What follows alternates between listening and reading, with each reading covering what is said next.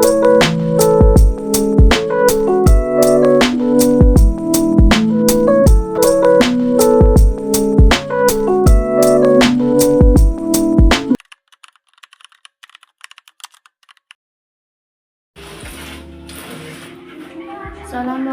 warahmatullahi wabarakatuh. Perkenalkan, nama saya Neng Hesti dengan NIM 61201230043 kelas RA1 Manajemen Fakultas Ekonomi dan juga Bisnis.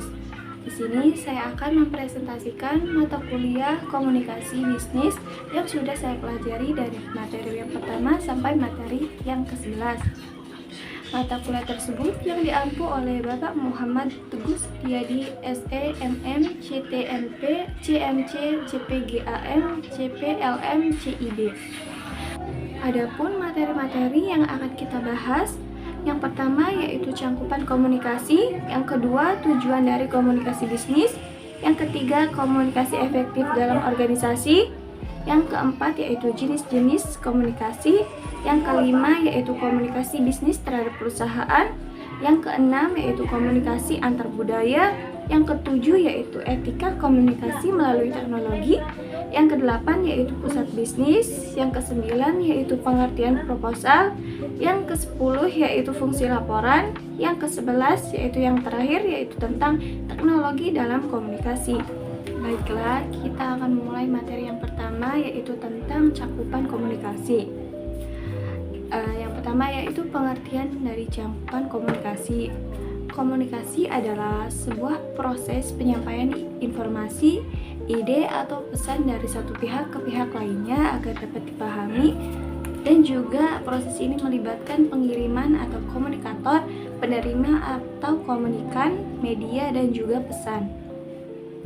Komunikasi ini dapat dilakukan secara verbal atau lisan atau tulisan maupun nonverbal atau gestur dan juga ekspresi wajah.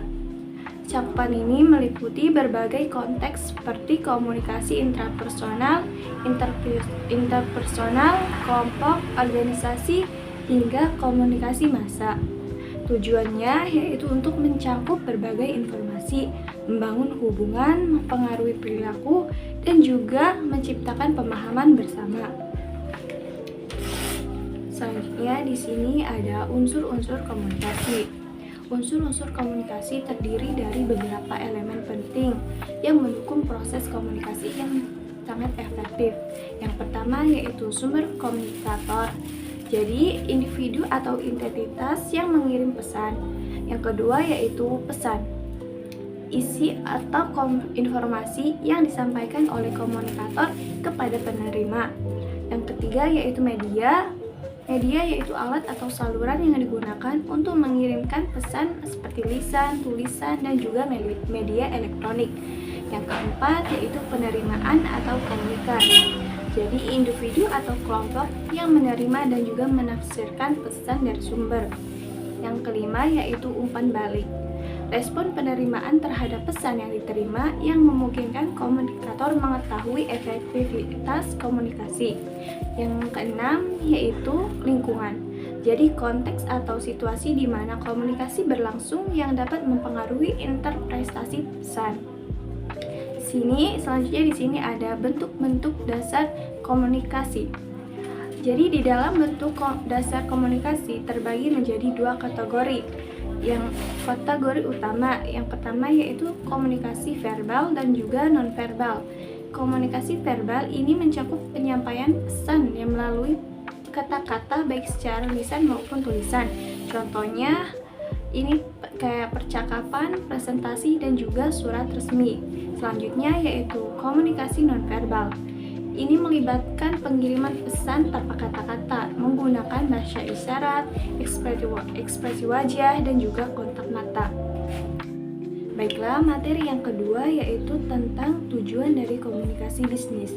Jadi tujuan komunikasi bisnis ini meliputi yang pertama itu memberikan informasi, yang kedua yaitu persuasi, ketiga yaitu kolaborasi, yang selanjutnya yaitu yang keempat membangun kepercayaan. Selanjutnya di sini ada umpan balik dan juga bentuknya.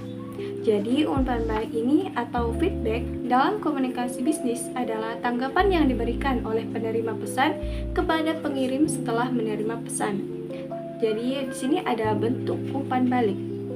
Meliputi yang pertama itu verbal, jadi tanggapan lisan seperti diskusi dan juga percakapan. Yang kedua tertulis, jadi respon dalam bentuk email, laporan, dan juga survei. Yang ketiga yaitu nonverbal, jadi ekspresi wajah, isyarat tubuh dan juga gerakan menunjukkan reaksi. Selanjutnya di sini ada kesalahpahaman dalam komunikasi. Jadi kesalahpahaman dalam komunikasi ini terjadi akibat beberapa faktor, antara lain yang pertama kurangnya kejelasan, kedua yaitu persepsi, yang ketiga gangguan dalam saluran komunikasi, yang keempat yaitu bahasa dan istilah yang rumit. Jadi mengatasi masalah tersebut ini memerlukan klarifikasi dan juga komunikasi yang lebih terbuka. Selanjutnya di sini memperbaiki komunikasi dalam organisasi. Jadi memperbaiki komunikasi dalam organisasi ini dapat dilakukan melalui beberapa strategi. Di antaranya yang pertama yaitu membuka jalur komunikasi. Pastikan jalur komunikasi tetap terbuka untuk meningkatkan transparansi dan juga kolaborasi antar tim. Selanjutnya di sini gunakan multi channel. Jadi sediakan berbagai saluran komunikasi seperti email, pesan instan, dan juga meeting agar karyawan dapat memilih metode yang paling nyaman. Yang ketiga yaitu dengarkan aktif. Jadi fokus pada pembicaraan, memberikan respon yang bijak dan untuk menghindari kesalahpahaman. Selanjutnya yang keempat yaitu adakan meeting berkala. Yang kelima yaitu pelatihan komunikasi. Jadi investasi dalam pelatihan untuk meningkatkan keterampilan komunikasi karyawan. Selanjutnya materi yang ketiga yaitu tentang komunikasi dalam organisasi. Jadi komunikasi dalam organisasi adalah proses penyampaian dan juga pertukaran informasi antara individu atau kelompok untuk mencapai suatu tujuan bersama. Jadi komunikasi ini mencangkup komunikasi internal dan juga eksternal yang masing-masing memiliki peran yang penting dan juga efektivitas organisasi. Selanjutnya di sini ada pola komunikasi bisnis. Pola komunikasi bisnis ini terdiri beberapa macam. Yang pertama komunikasi vertikal. Jadi mengalir dari atasan ke bawahan atau top down dan sebaliknya bottom up. Pentingnya untuk mengambil keputusan dan juga umpan balik. Yang kedua yaitu komunikasi horizontal. Jadi terjadi antara rekan sejawat di tingkat yang sama, mendukung kolaborasi dan juga koordinasi. Selanjutnya yang ketiga yaitu komunikasi jaringan. Jadi menghubungkan berbagai departemen atau unit untuk berbagi informasi dan juga sumber daya. Di sini juga ada mengelola komunikasi bisnis. Yang pertama yaitu membangun saluran terbuka. Jadi memastikan semua anggota dapat mengakses informasi dengan mudah. Yang kedua yaitu pelatihan keterampilan komunikasi. Ini memberikan pelatihan untuk meningkatkan kemampuan komunikasi karyawan. Yang ketiga yaitu umpan balik rutin. Jadi mengadakan sesi umpan balik untuk memperbaiki proses komunikasi. Yang selanjutnya yaitu masalah komunikasi dalam organisasi. Jadi yang pertama itu kesalahpahaman. Jadi akibat pesan atau yang tidak jelas atau ambigu. Yang kedua yaitu hambatan juga emosional. Jadi stres atau konflik interpersonal dapat mengganggu komunikasi. Yang ketiga yaitu kurangnya koordinasi. Jadi dapat menyebabkan ketidakefektifan dalam pelaksanaan tugas. Yang selanjutnya di sini cara mengatasi masalah ini. Jadi memerlukan pendekatan proaktif untuk menciptakan lingkungan komunikasi yang sehat dan juga produktif. Selanjutnya, materi yang keempat yaitu tentang jenis-jenis komunikasi. Jenis-jenis komunikasi ini terbagi menjadi beberapa macam. Yang pertama di sini ada komunikasi berdasarkan penyampaian. Komunikasi ini berdasarkan penyampaian ini terbagi menjadi beberapa macam. Yang pertama yaitu komunikasi lisan. Yang kedua yaitu komunikasi tertulis. Selanjutnya yang ketiga yaitu komunikasi visual. Selanjutnya komunikasi berdasarkan perilaku. Yang pertama yaitu komunikasi formal. Jadi jenis komunikasi yang terjadi dalam organisasi atau antar organisasi dengan tata cara yang telah diatur dalam organisasinya. Contohnya rapat resmi, protokol kepresidenan, dan juga standar operasional prosedur atau SOP. Yang kedua yaitu komunikasi informal. Jadi jenis komunikasi yang terjadi dalam organisasi tetapi tidak ditentukan atau diatur dalam struktur organisasi serta tidak mendapat ketentuan resmi. Contohnya percakapan santai di meja kerja ataupun di koordinator, dan juga chattingan di aplikasi pesanan. Yang ketiga yaitu komunikasi nonformal.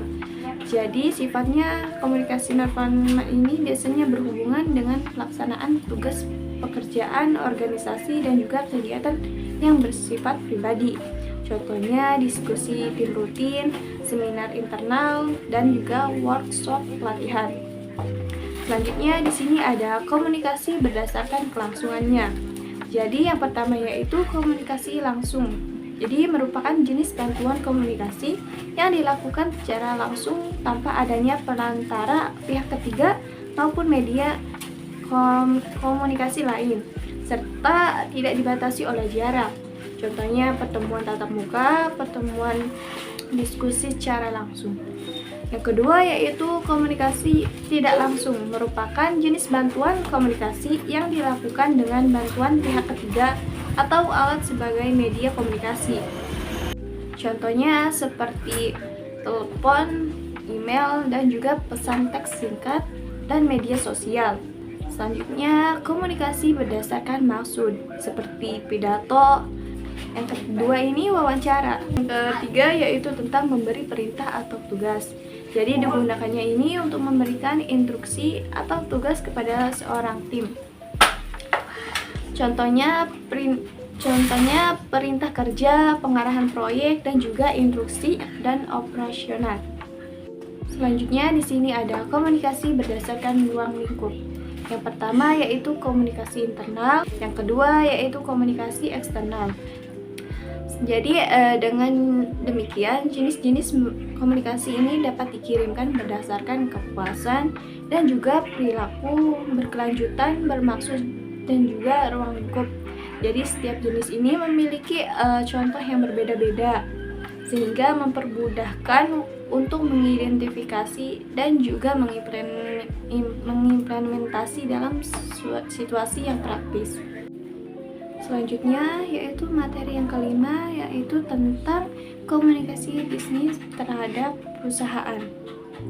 Di sini ada pengertian komunikasi bisnis terhadap perusahaan. Jadi komunikasi bisnis adalah proses pertukaran informasi, ide, gagasan, atau instruksi antara individu atau kelompok dalam konteks bisnis untuk mencapai suatu tujuan organisasi. Jadi komunikasi ini dapat dilakukan secara verbal, lisan atau tulisan, maupun nonverbal atau bahasa tubuh, dan melibatkan pihak internal atau karyawan, manajer, maupun eksternal, pelanggan, mitra bisnis. Selanjutnya di sini ada kelebihan komunikasi bisnis terhadap perusahaan.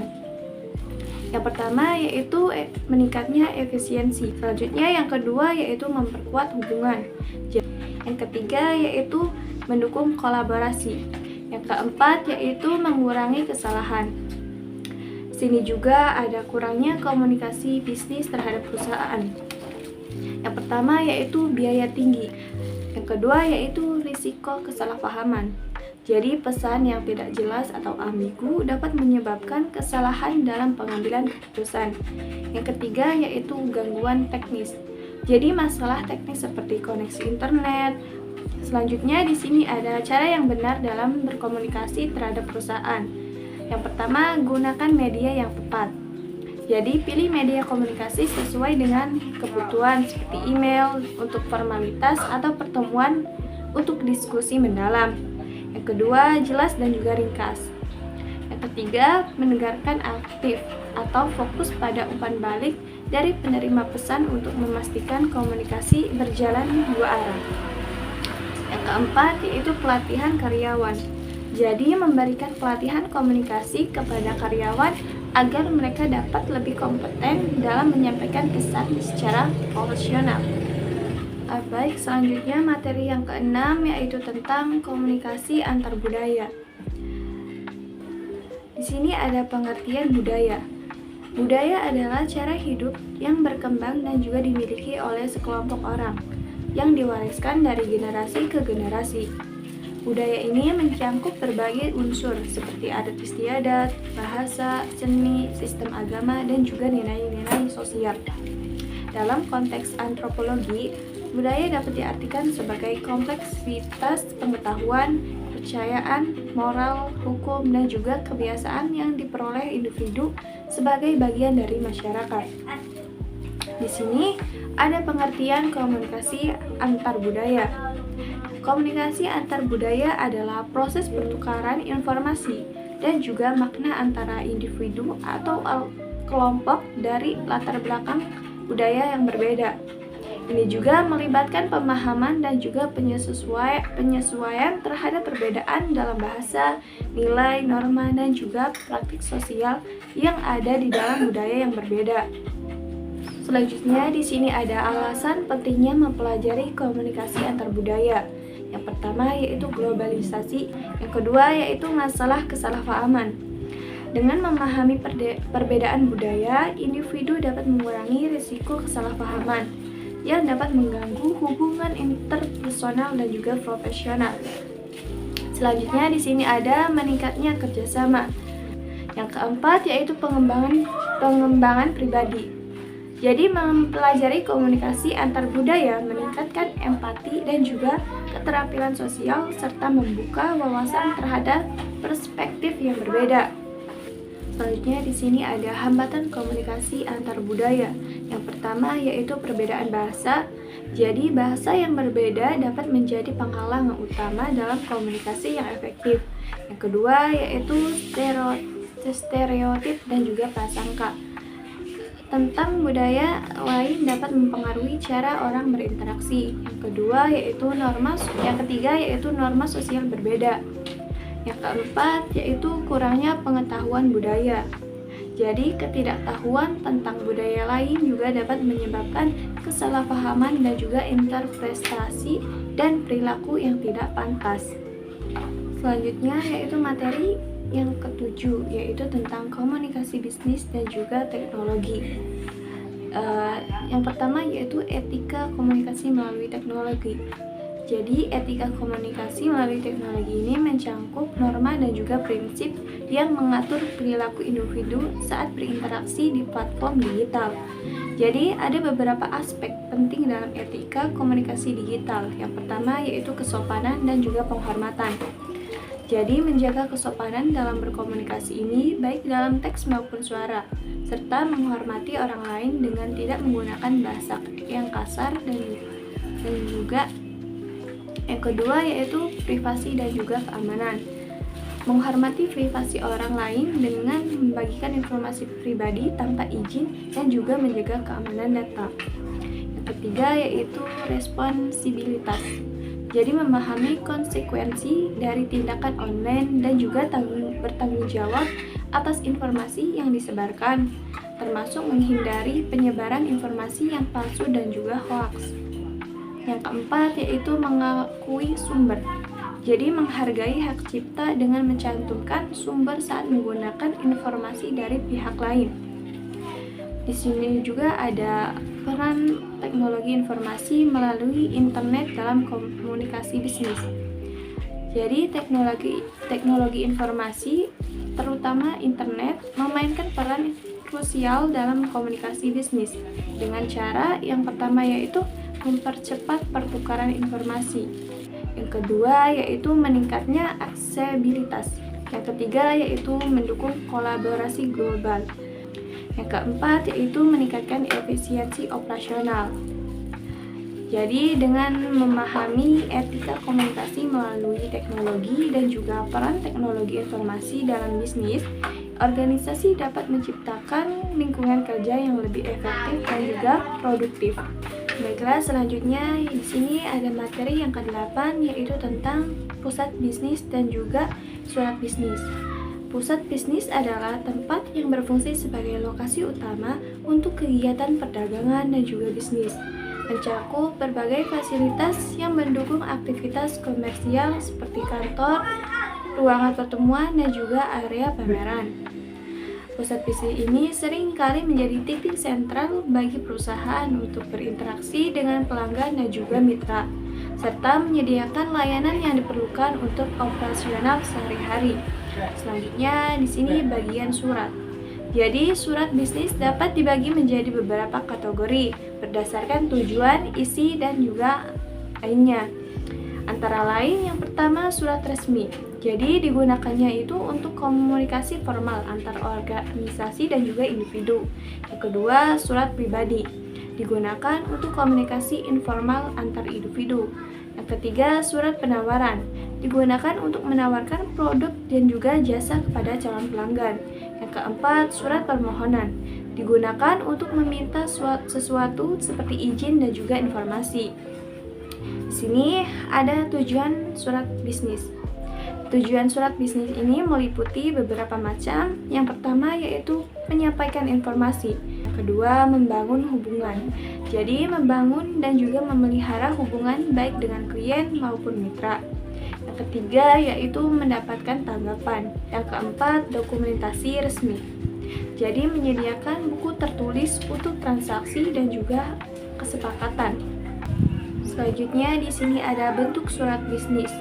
Bentuk surat bisnis umumnya terdiri dari beberapa elemen penting. Yang pertama yaitu kepala surat atau kop surat.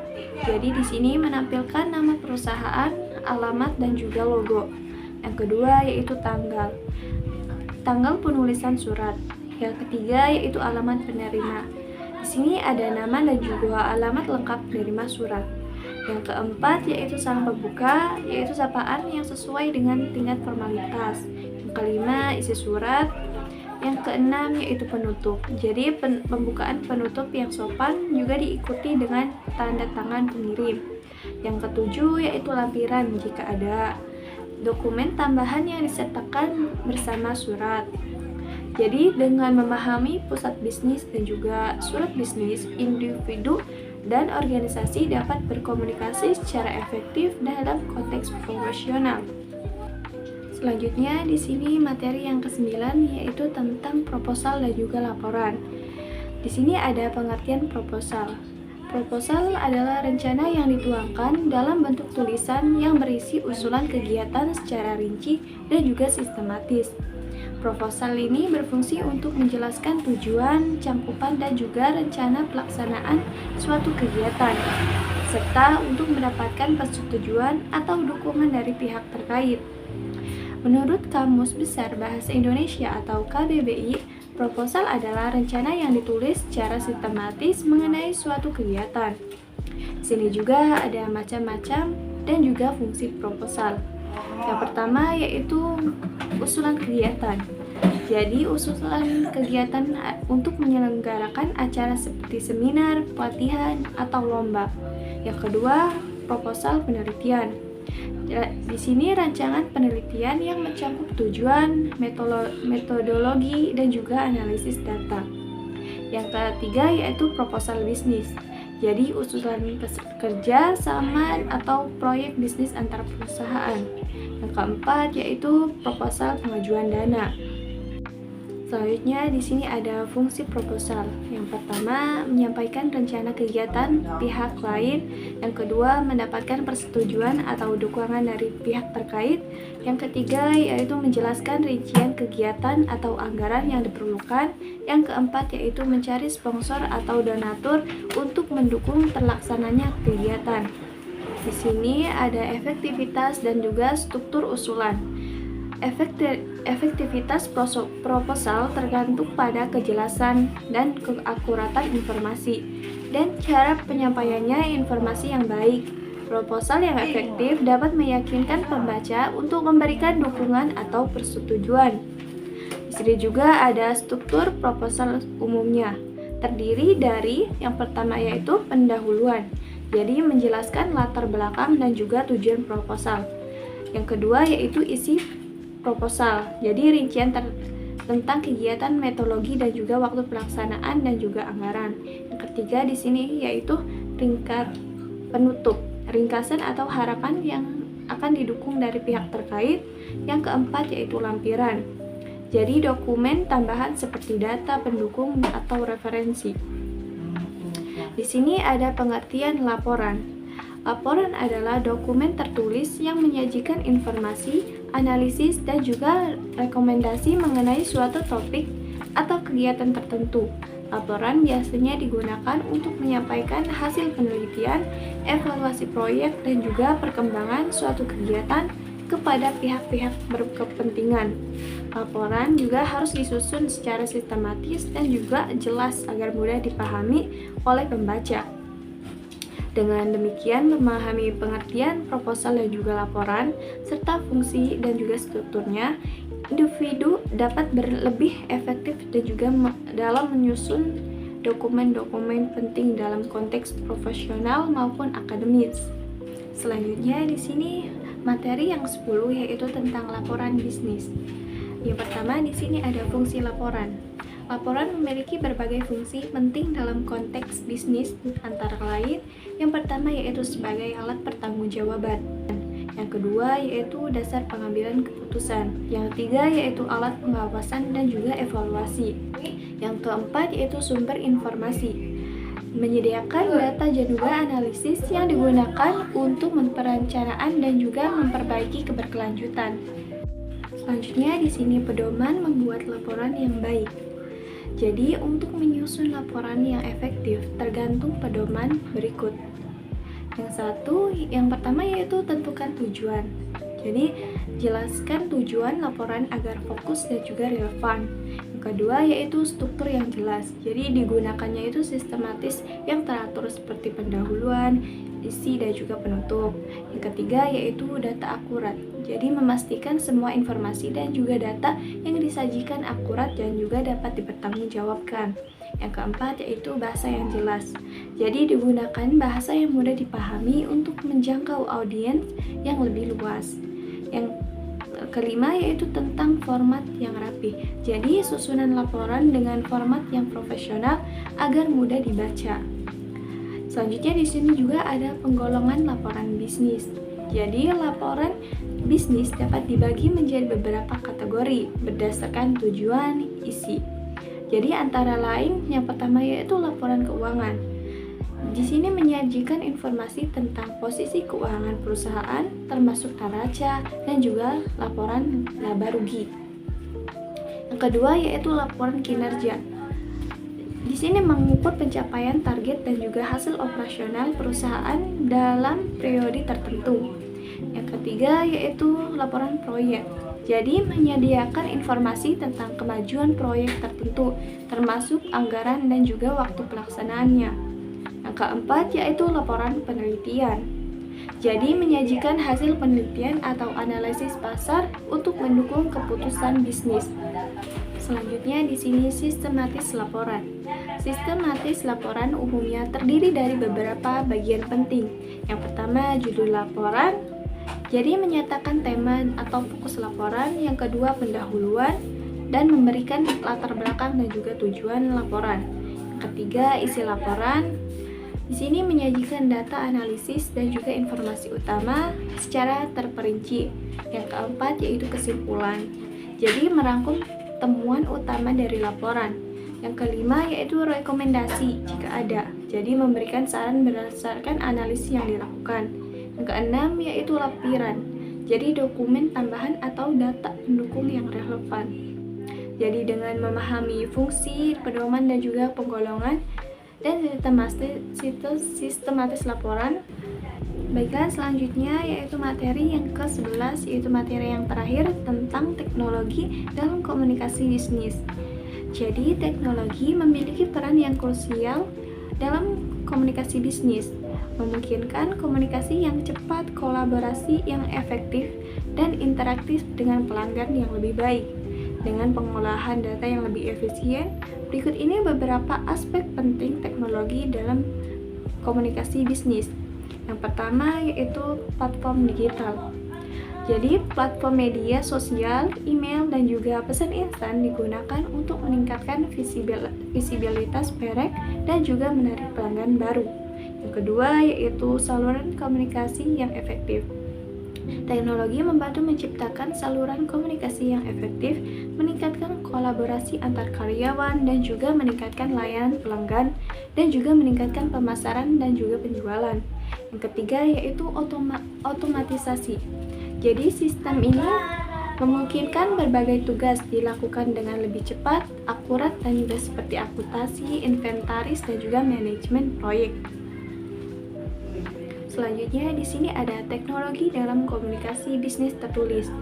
Jadi teknologi dalam komunikasi bisnis tertulis ini meliputi yang pertama yaitu email, kedua yaitu website dan juga blog. Yang ketiga yaitu sistem manajemen dokumen. Jadi teknologi seperti Dropbox atau Google Drive memungkinkan penggunaan untuk berbagi dan juga mengedit file secara berani dan juga memudahkan pengolahan dokumentasi bisnis. Selanjutnya di sini ada teknologi dalam komunikasi lisan. Jadi teknologi dalam komunikasi lisan ini meliputi beberapa. Yang pertama konferensi video. Jadi alat-alat seperti Zoom, Microsoft Teams, dan juga Google Meet ini juga digunakan untuk mengadakan pertemuan virtual yang efektif. Fitur-fiturnya seperti rekaman dan juga streaming live memungkinkan partisipasi yang lebih luas. Yang kedua ada chatbot. Jadi digunakannya untuk memberikan layanan pelanggan yang responsif melalui chatbox di situs web dan juga aplikasi mobile. Selanjutnya yaitu ada telepon dan juga VoIP. Jadi teknologi Voice over Internet Protocol atau VoIP memungkinkan panggilan suara yang lebih murah dan juga fleksibel daripada telepon tradisional. Di sini ada pengaruh teknologi terhadap komunikasi. Pengaruh teknologi terhadap komunikasi bisnis sangat signifikan. Yang pertama, meningkatkan efisiensi. Kedua, yaitu meningkatkan jangkauan. Yang ketiga, yaitu meningkatkan responsivitas. Jadi layanan pelanggan, teknologi seperti chatbot dan juga sistem manajemen hubungan pelanggan atau CRM memungkinkan perusahaan memberikan layanan pelanggan yang lebih responsif dan juga personal. Jadi dengan memahami peran teknologi dalam komunikasi bisnis, perusahaan dapat meningkatkan efisiensi operasional dan juga memperluas jangkauan pasar dan meningkatkan kualitas layanan yang diberikan. Demikian presentasi yang telah saya sampaikan, kurang lebihnya mohon maaf. Wassalamualaikum warahmatullahi wabarakatuh.